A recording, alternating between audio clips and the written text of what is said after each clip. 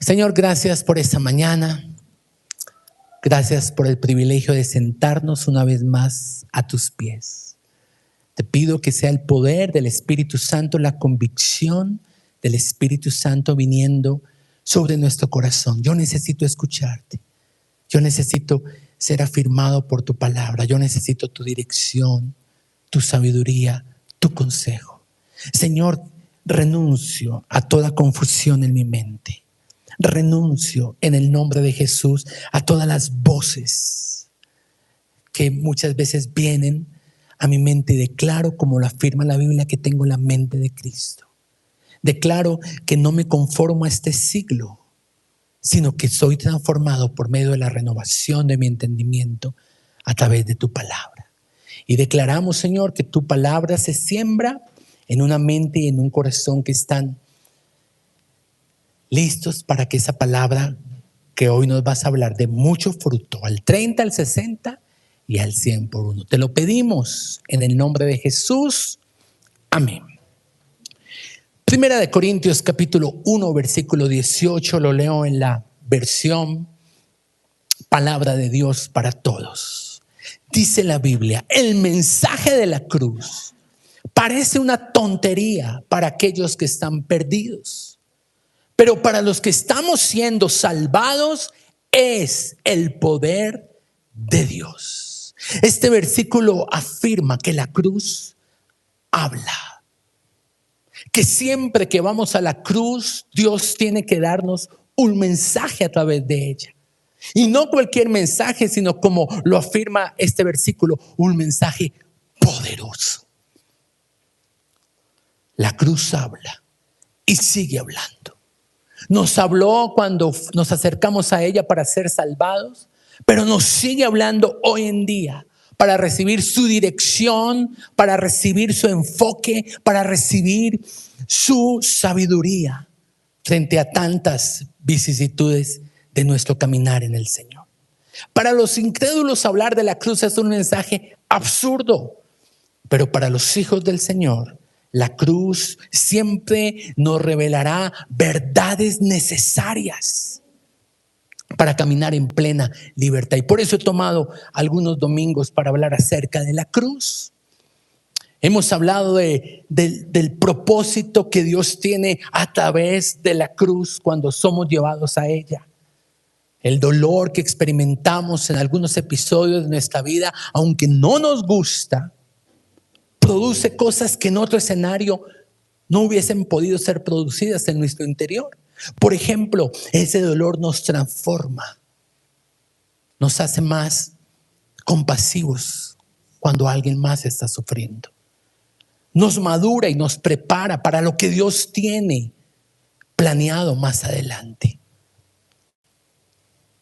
Ese dolor evidencia aspectos que habían estado guardados en nuestro corazón y que si no somos pasados por esa situación, tal vez no se revelaría todo el potencial que está guardado allí dentro de nosotros. Y también ese dolor nos lleva a soñar con la resurrección, porque afirma la Biblia que esta leve tribulación momentánea es leve y además es momentánea. Dígale a la persona que está al lado: no es para toda la vida. Es leve, es momentánea y produce un cada vez más excelente y eterno peso de gloria. ¿De qué está hablando este versículo? De resurrección. Y no solamente la resurrección de los muertos, que es la promesa reservada para los creyentes, sino necesitamos ser resucitados siempre que vamos a la cruz. Y he insistido en esto: nuestra vida no quedará en la cruz. Nuestro último capítulo de la historia no es la cruz, es la resurrección. Por eso hemos tomado tiempo para ver la cruz desde otra perspectiva. No solamente la perspectiva de lo que yo recibo a través de la cruz, la naturaleza sustitutiva, sino también de la naturaleza identificativa, donde ahora soy yo quien carga la cruz. Ahora tengo el privilegio, a través de las pruebas de mi fe, de participar de los padecimientos que Jesús participó.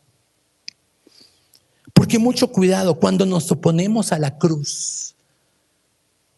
podemos constituirnos en enemigos de la cruz. Y ninguno aquí quiere eso, ¿cierto?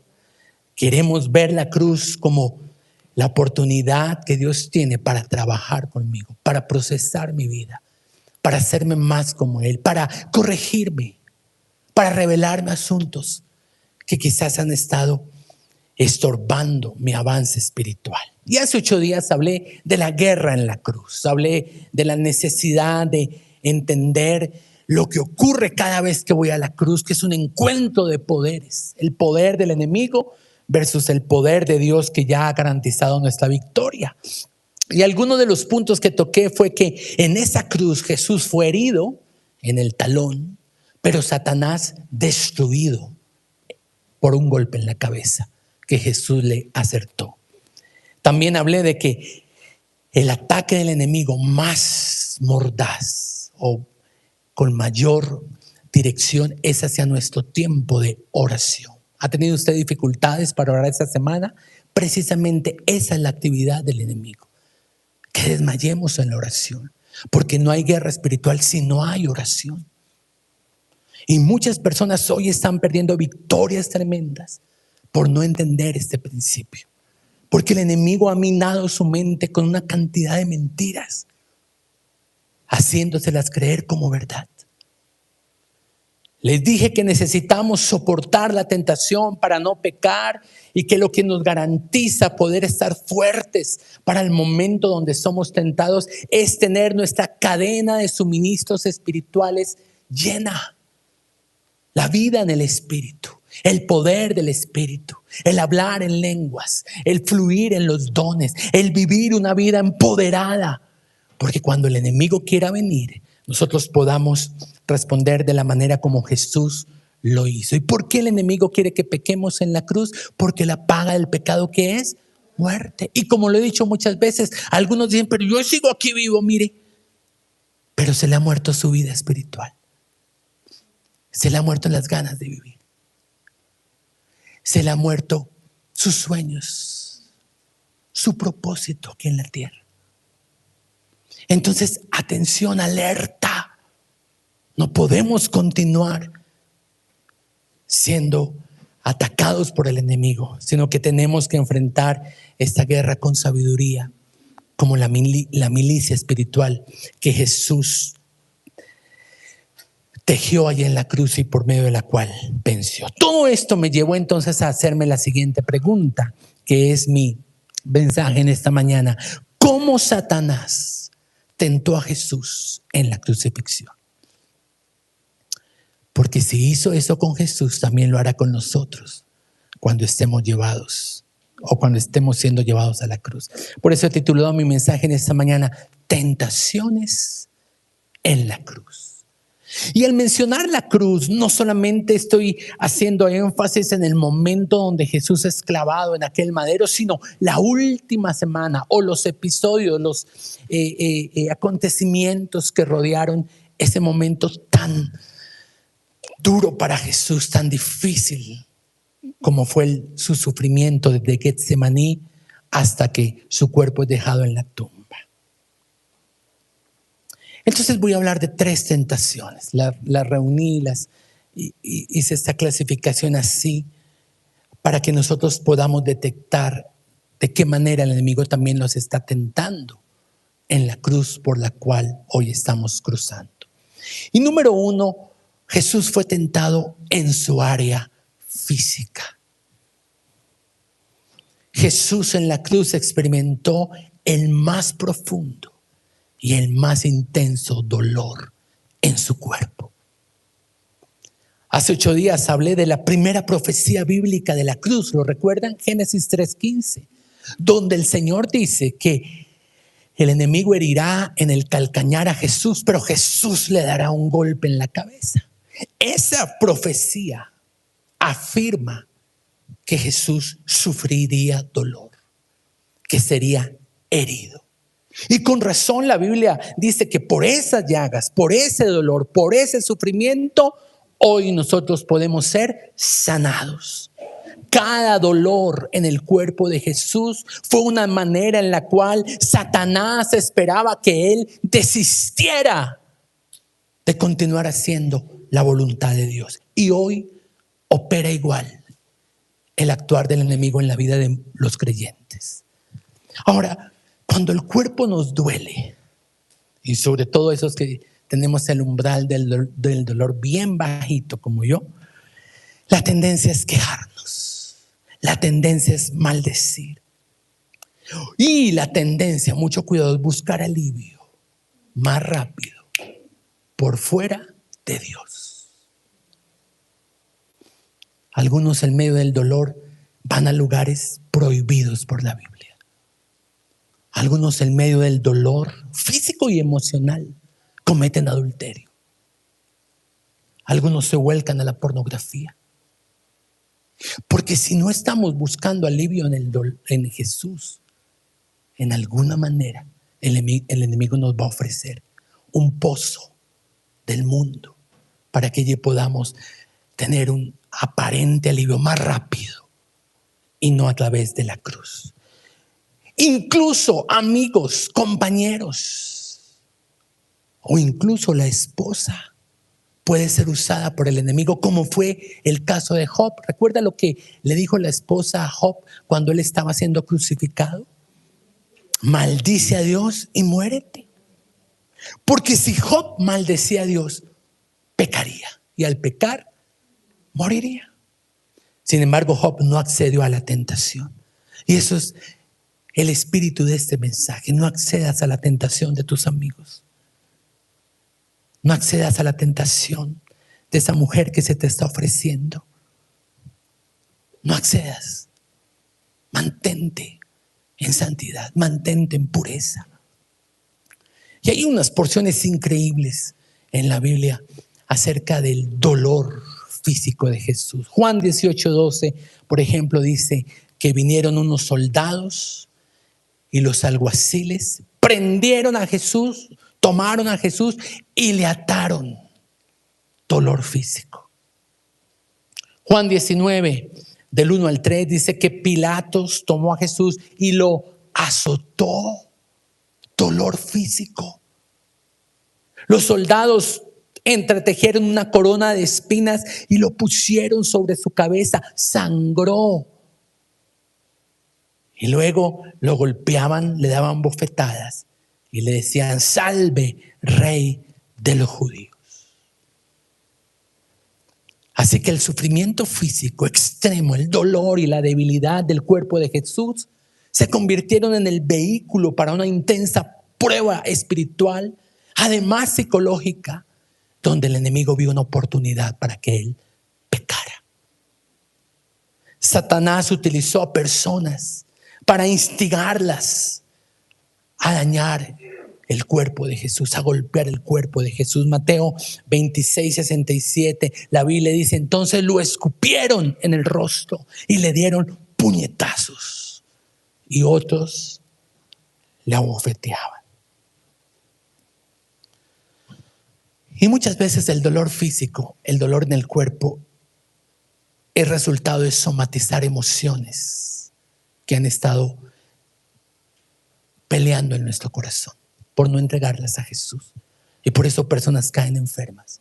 La amargura produce artritis. El rencor, el resentimiento del alma nos enferma. La ansiedad hace que los latidos del corazón se aceleren y tengamos problemas en el orden cardíaco. Eso explica por qué la descripción de Getsemaní, Lucas 22:44, que dice que Jesús estaba en tal agonía que su sudor eran grandes gotas de sangre. Entonces había una angustia en su corazón, pero se manifestó físicamente. Y es como el pecado. Usted ve el rostro de una persona y usted dice: ha pecado. Porque eso fue lo que el Señor le dijo a Caín. Caín, tu semblante ha cambiado. Ya no ves con buenos ojos a Abel. Y eso es lo que estaba ocurriendo a Jesús. En medio de esa angustia, su sudor se convirtió en sangre. Y líderes religiosos y soldados en medio de que lo torturaban, además de eso, generaban una presión psicológica, mental, emocional. Y le decían: sálvate. Si eres hijo de Dios, baja de la cruz. Mateo 27, versículo 40. Tú que derribaste el templo y en 3 días dijiste que lo reedificarías, sálvate a ti mismo. Si eres hijo de Dios, desciende de la cruz. Y quiero hacer énfasis en esa expresión: desciende de la cruz, porque se repite en el versículo 42. A otro salvó, a ver si a sí mismo puede salvarse. Desciende de la cruz. Y eso es lo que el enemigo va a atacar a nuestra mente cuando estamos en la cruz. Deja la cruz, abandónala. Busca una salida más fácil. Huye de la cruz, sal corriendo. Abandona la voluntad de Dios para tu vida. Y en medio de esa tentación, el deseo de escapar de ese dolor insoportable va a ser muy fuerte. Pero Jesús respondió aferrándose a la voluntad de Dios. ¿Y por qué lo hizo? Por amor a su Padre y por amor a nosotros. No fue el caso de Jesús, pero sí es el caso nuestro. Algunos somos tentados a usar nuestro cuerpo, no como sacrificio vivo, santo y agradable, sino en adicciones e inmoralidad sexual. Porque cuando el dolor es tan fuerte, el enemigo te seduce para que caigas en este tipo de adicciones y esclavizarte para siempre. ¿Sabe? El dolor nos empuja hacia el pecado. Y por eso necesitamos el poder del Espíritu Santo para que en la cruz no pequemos. ¿Cómo estás siendo tentado por el diablo cuando sientes dolor en tu cuerpo? Quizás te va a ser familiar escuchar la voz del enemigo de esta forma.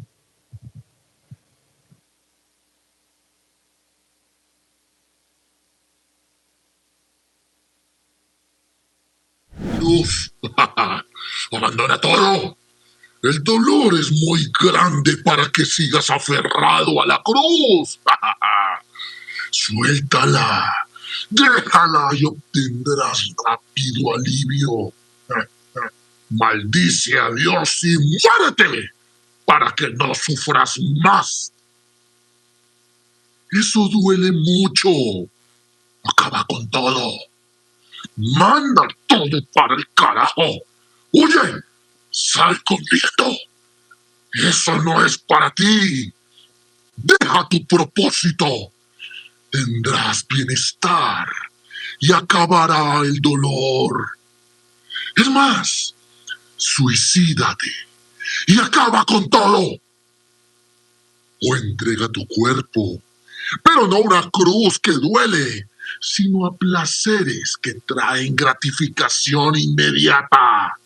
Peca, peca, peca. Abandona el ministerio. El llamado que Dios dice que te dio para que lo honraras sirviéndole. Deja todo. La iglesia, la asignación divina. Dios te entenderá que el dolor es tan grande que por eso soltaste lo que Él quiso entregarte un día. Huye, escapa, abandona. Tú no eres Dios, eres un simple mortal. Es entendible que en medio del dolor te rindas. Porque él siguió obedeciendo a Dios con el dolor encima. Por eso Jacob es un tipo de Jesús. Algunos dicen: pero ¿por qué si Jacob fue un engañador que le robó la primogenitura a su hermano? Sí, pero después de un encuentro con el ángel en Peniel, usted recuerda que él quedó herido. Fue herido por el mismo ángel de Dios y a partir de ese día caminó con dolor. Y es cierto, la gracia de Dios nos capacita para sanar el dolor, pero en otras ocasiones esa gracia se manifiesta llevándonos a avanzar aunque la vida duela. Y Jesús continuó obedeciendo a Dios aunque el dolor estuviera puesto sobre su cuerpo. Número 2, la tentación en su área emocional. Satanás quería que en medio del sufrimiento Jesús se amargara ante la injusticia de lo que él estaba viviendo. ¿Se le hace conocida esa táctica del enemigo? Amargar su corazón. Que en su corazón surjan sentimientos de enojo, de rabia, de resentimiento y de orgullo. Es el arsenal del enemigo enviado hacia usted. Ahora, todos nos enojamos. Jesús se enojó. Pero mucho cuidado, porque advierte la Biblia: airaos, pero no pequéis. Y me impacta la afirmación que viene a continuación: ni le deis lugar al diablo. Una persona que ha permitido que el enojo invada su corazón es una persona que le ha abierto las puertas a Satanás. Por eso sus decisiones no son lúcidas. Por eso no obra con sabiduría, sino que su corazón está minado de frustración, de decepción, de tristeza, de resentimiento, de odio. ¿Y quién está detrás de eso? El diablo, que viene a robar, a destruir y a qué más. Él nos odia porque nosotros recibimos de Jesús algo que él pretendió quitarle y que no logró cuando hacía parte de la corte celestial en los lugares celestiales. El enemigo presionó a Jesús emocionalmente, llevándolo a que gente cerca a su corazón cometiera injusticias para desilusionarlo y para cargarlo con rencor, con resentimiento. Por ejemplo, los discípulos. Marcos 14:50, y este versículo está en el contexto de los acontecimientos de la cruz. Dice que cuando capturaron a Jesús, ¿qué pasó con los discípulos? Todos huyeron, lo abandonaron. Incluso Juan, porque ahí la Biblia afirma, todos. Lo que ocurre es que Juan después volvió en sí. Dijo: ¿cómo le voy a hacer esto a Jesús? Y en la cruz aparece María y Juan. Oro para que personas vuelvan en sí. Oro para que personas que han tomado la decisión de huir en medio de la cruz vuelvan su corazón a Jesús. Los discípulos huyeron en el momento más difícil de la vida de Jesús. Judas lo traiciona, Pedro lo niega, los demás huyen. ¿Te has sentido así? Pues gracias a Dios por Juan y María. Y quiero que en este momento usted piense: ¿quién es su Juan? ¿Quién es su María? Aquellos que en el momento donde usted está sintiendo la mayor presión emocional, puede usted mirar y decir: gracias porque están aquí a mi lado. También el enemigo usó a los compatriotas de Jesús, a los judíos. ¿Quiénes fueron los que le pidieron a Poncio Pilato que soltara a Barrabás y crucificara a Jesús? Los judíos. Una decepción terrible. Y gritaban: crucifíquenlo, crucifíquenlo. Y Jesús experimentaba esa presión emocional en la cruz del Calvario. Satanás pretendía llenar de odio el corazón de Jesús. Satanás pretendía llenar de ira, de desprecio, incitando a Jesús para que cobrara venganza, para que enviara un rayo desde el cielo, porque tenía la autoridad para hacerlo. Pero Jesús no cayó en esa tentación. Al contrario, mientras más lo flagelaban, Jesús más los amaba. Porque afirma la Biblia: y Jesús los amó hasta el fin. Las autoridades romanas también fallaron a Jesús. Dice la Biblia en Lucas 23:11-12 que Herodes, junto con sus soldados, menospreció a Jesús, lo escarneció, le puso una ropa espléndida y lo mandó a Pilatos.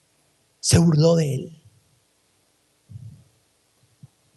Abusaron de Jesús como ellos quisieron. Y nunca él cedió ante la tentación de maldecirlos, de amargarse en su corazón. Jesús venció. Posiblemente Jesús decía, no hay nada que puedan hacerme que cambie mi amor hacia ellos. Ese es el corazón de Jesús.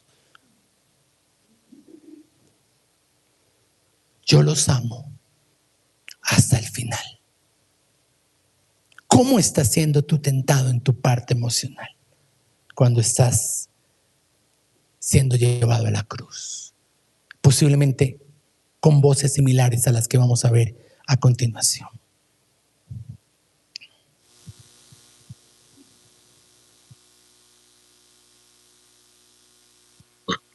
Viste a los que sanaste, con los que lloraste, de los que sentiste compasión, y aquellos por quienes vienes a morir en la cruz. Ellos te odian, te rechazan, te menosprecian. Ni tus discípulos han podido quedarse contigo porque son infieles, desleales, traicioneros, desagradecidos, oportunistas y convenientes. Se fue Pedro, el que te dijo, otros se han ido, pero yo no te negaré jamás. ¿Le creíste? Era mentira. Te engañó.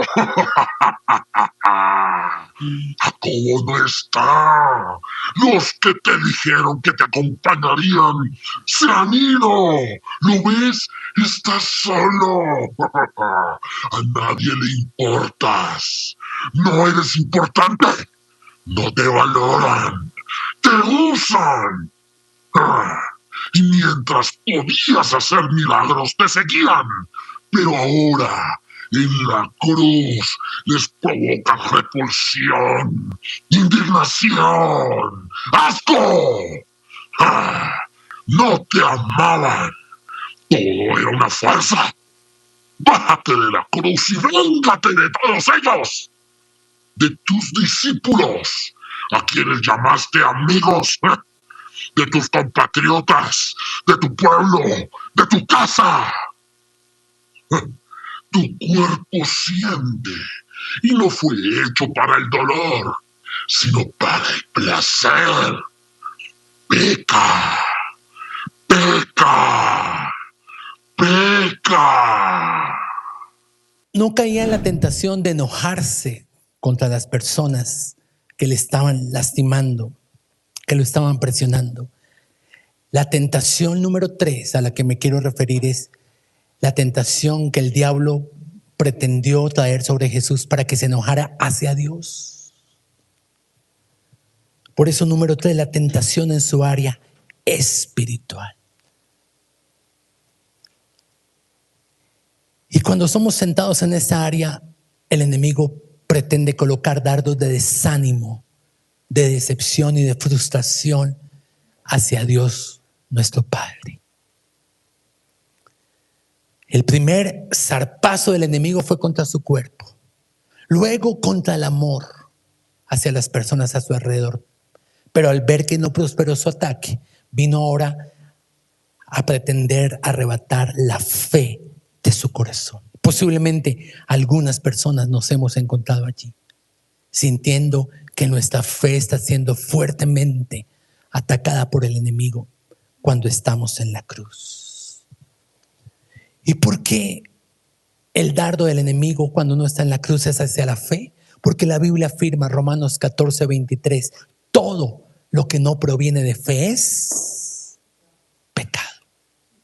Y esa era la intención del enemigo, que Jesús pecara para que no pudiera salvarnos, para que no pudiera resucitar.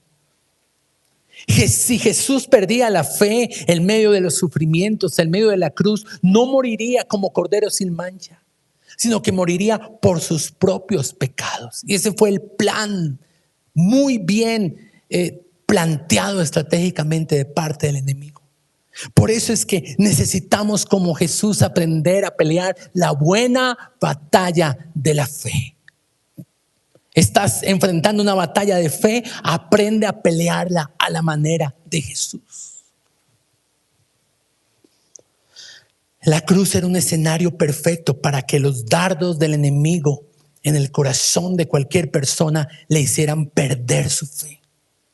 Pero aunque físicamente la Biblia dice que Jesús fue víctima de vergüenza porque cogieron sus vestiduras y algunos afirman que incluso estaba desnudo, semidesnudo, espiritualmente Jesús no estaba desnudo. Espiritualmente tenía toda la armadura de Dios puesta sobre él.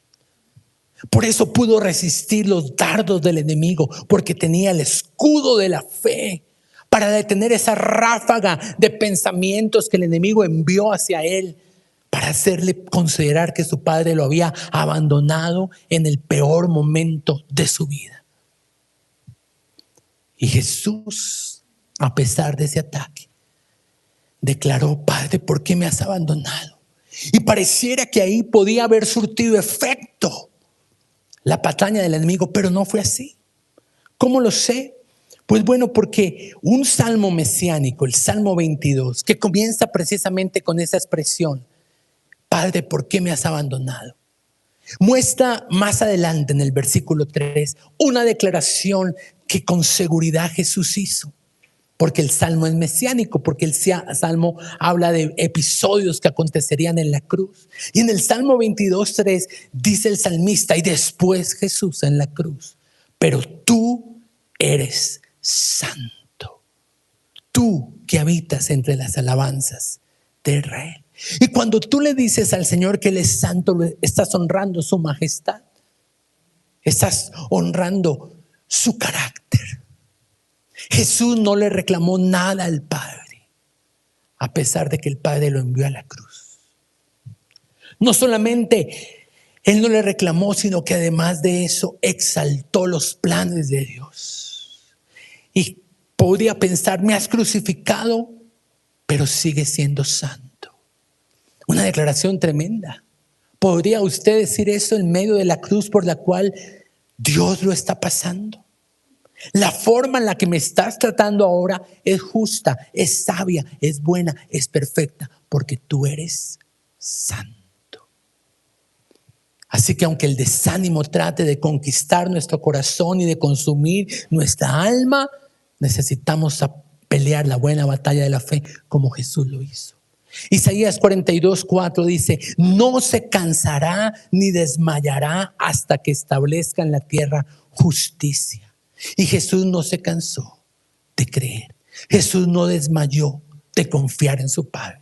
Y por eso estableció la justicia de Dios aquí en la tierra.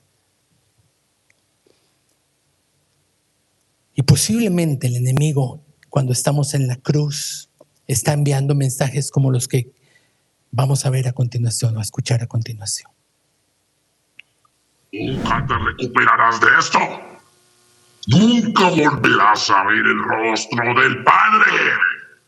Vas a descender al infierno y nunca saldrás. Te atormentaré por siempre. El plan del Padre fracasó. Tus heridas son incurables y nadie te rescatará de la muerte.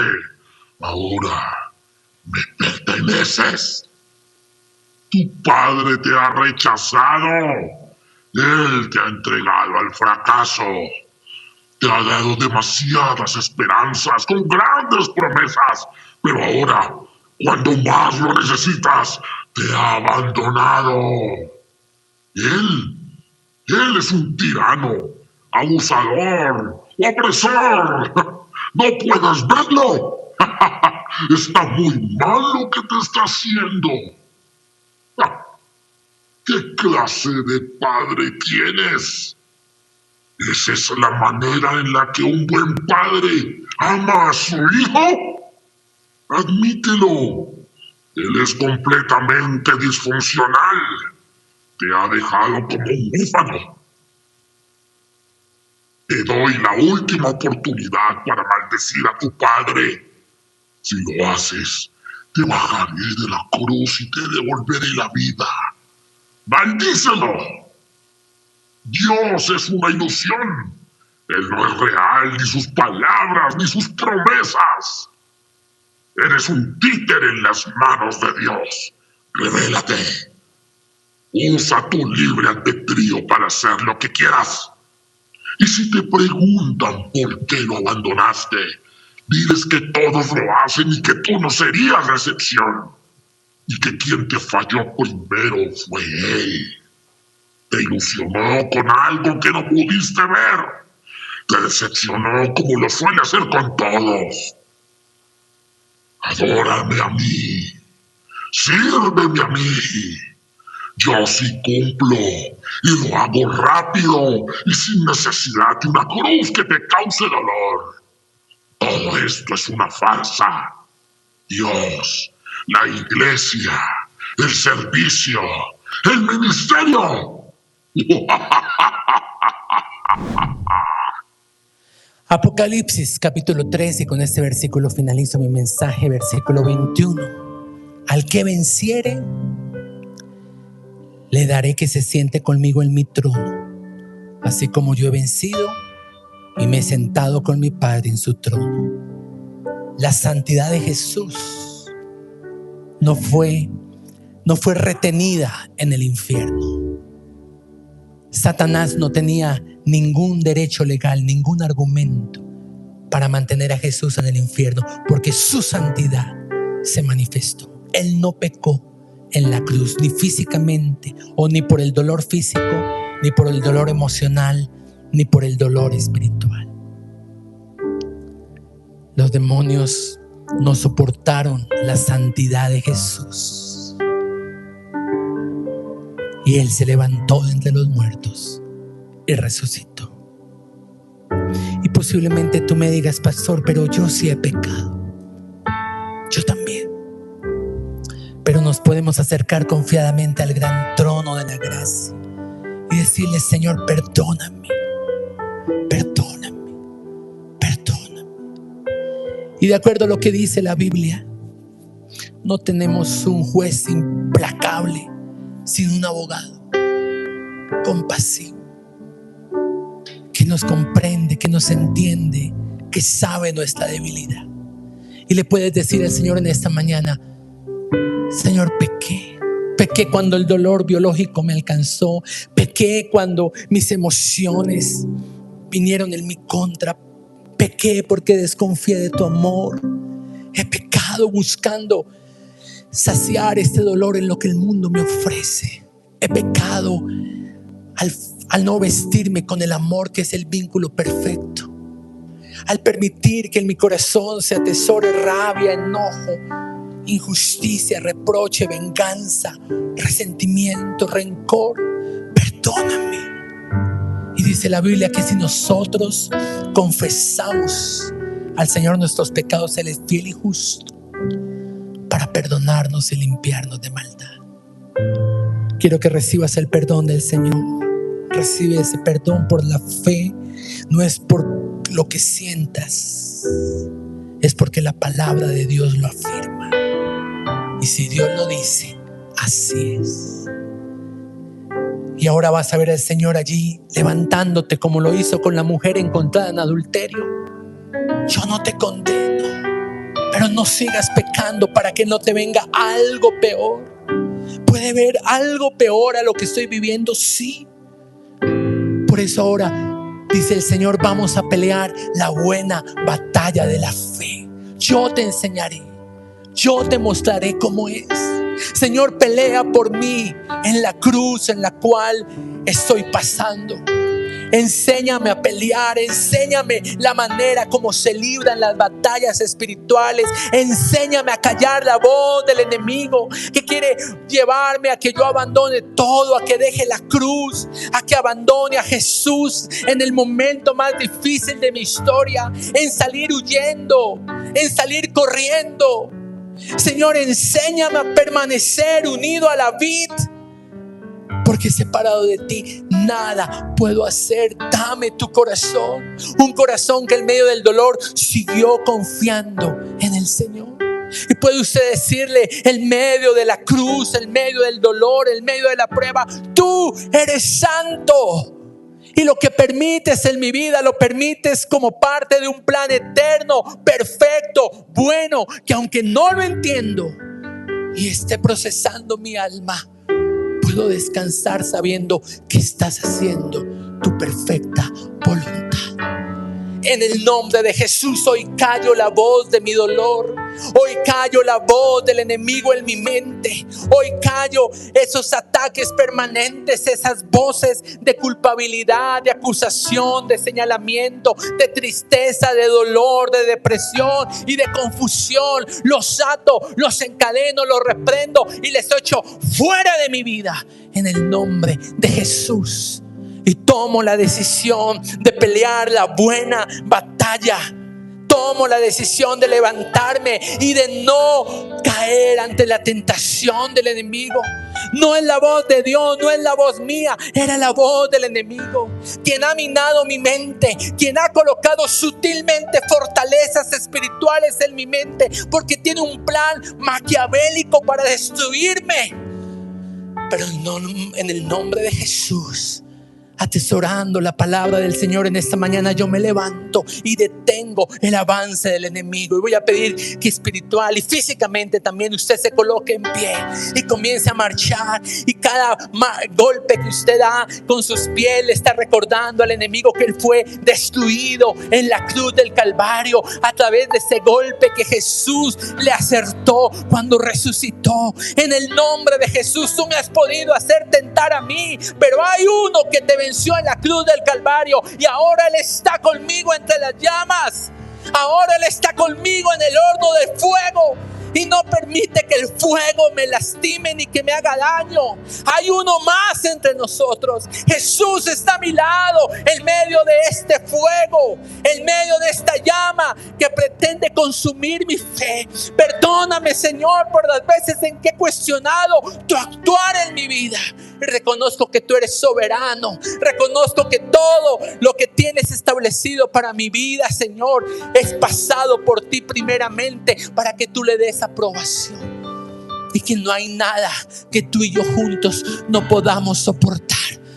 En el nombre de Jesús, hoy marchamos sobre el enemigo y quiero que usted tome un tiempo allí para hacer guerra espiritual en contra del tentador. Ate al tentador de su mente, de su familia, de su casa, de su hogar, de su trabajo. En el nombre de Jesús quebrantamos al tentador de la iglesia, quebrantamos el poder diabólico de la oscuridad en el nombre de Jesús y levantamos, Señor, un clamor pidiendo, Señor, que tú desbarates los planes del enemigo. Así como en el Antiguo Testamento tú desbarataste los carros del faraón, hoy declaro que mi perseguidor, que mi angustiador es confundido y que bebe la copa del aturdimiento, que bebe la copa de la confusión. Esos demonios se destruyen los unos contra los otros y para mí está reservada la victoria del Señor.